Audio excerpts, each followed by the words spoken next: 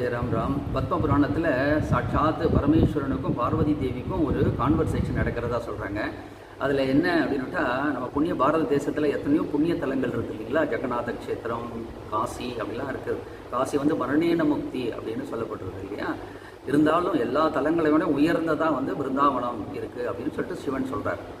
4 விதமான நபர்களுக்கு முக்தி உண்டுன்னு சொல்கிறார். ஒருத்தர் யார் பிருந்தாவனத்தில் பிறப்பதாலேயே அவருக்கு முக்தி. அவர் பிறந்தால் மட்டும் போதும், வாழ்நாளில் வேறு எங்கேயாவது போய் அவர் இருந்திருந்தாலும் பரவாயில்ல, அவருக்கு முக்தி கிடைக்கும்.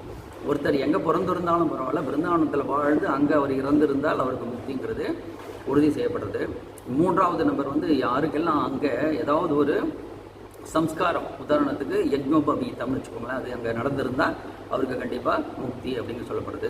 இன்னொரு நபர் 4வது நபர் வந்து எங்கே பிறந்திருந்தால் எங்கே வாழ்ந்திருந்தாலும் பரவாயில்ல, அவருடைய அந்திம சம்ஸ்காரங்கள் பிருந்தாவனத்தை கொண்டு வந்து யமுனை நதிக்கரையில் எங்கேயாவது பண்ணியிருந்தாங்கன்னா அவருக்கும் உறுதியாக முக்திங்கிறது சொல்லப்படுறது. ராதே ராதே.